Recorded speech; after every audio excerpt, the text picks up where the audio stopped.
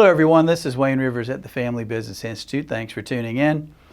This week I want to talk about E plus R equals O. Event plus response equals outcome. Before I get started, I want to talk about a really important webinar we're doing Monday, April the 6th at 2 p.m. Eastern.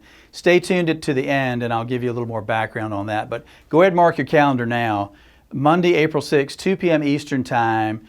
And we're going to roll out some brand new concepts and some stuff I don't think you've seen from any other source before.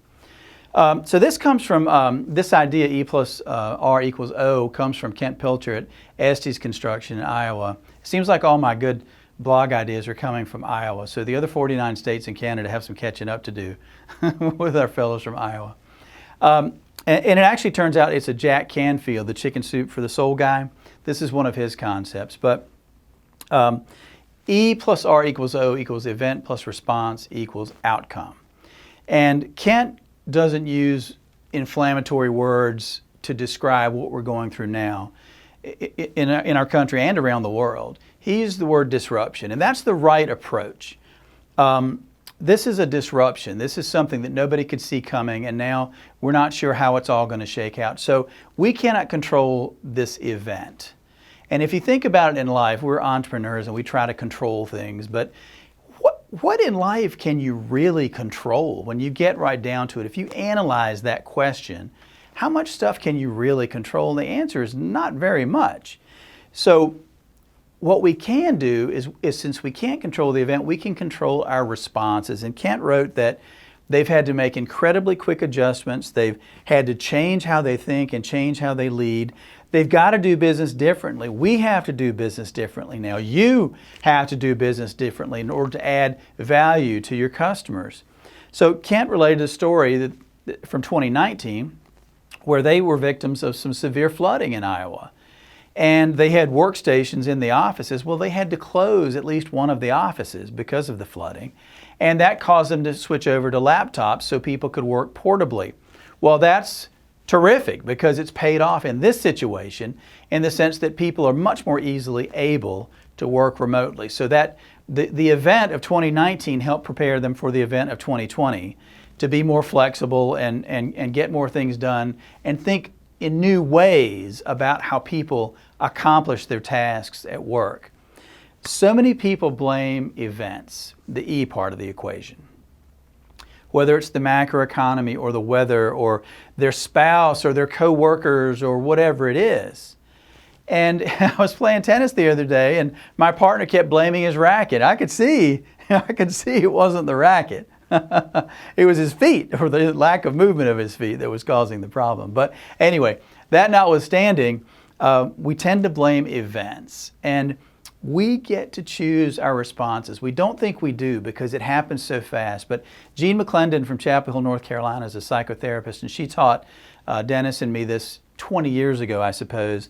And that is, we have a stimulus. This is the way the human mind works. We have a stimulus. And then we have an emotional response. We like to think we're all logical and bound by logic and objective thinking. We're human beings. We have emotional responses to stimuli. And Jean developed this incredibly intelligent insight. We have an emotional response as human beings, and then we have feelings about our feelings. So we have this feeling that strikes us, and then we interpret it. So we have a feeling about our feeling, and we may feel guilty about our feeling, or we may feel angry about our feeling, but we get to choose, just as Stephen Covey pointed out, exercise integrity in the moment of choice. And that's what we're facing right now as leaders. We have to exercise integrity in this moment of choice, and we have to move on the fly to adapt how we're doing business for who knows how long. And this period of disruption is certainly not anything in our control, not anything that we would have asked for, but all we can do is choose as leaders how we respond. So that's your challenge. Now, following this disruption, lots of professionals were online quickly with articles and how-tos and checklists and how to react to the situation. And that was all really good. I mean, it was incredibly speedy. Within 24 hours, some of the professional firms had really good information out on the web.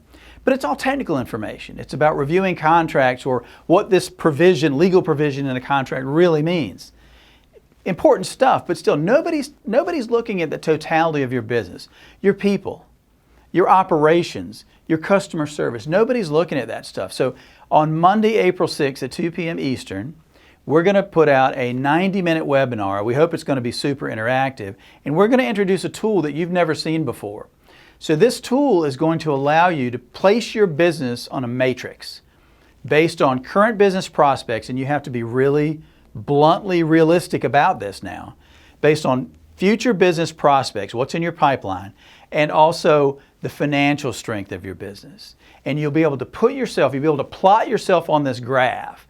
And then depending on where you land on the graph, you'll be able to choose from a series of actions that you need to take to prosper through this disruption and come out the other side full steam ahead.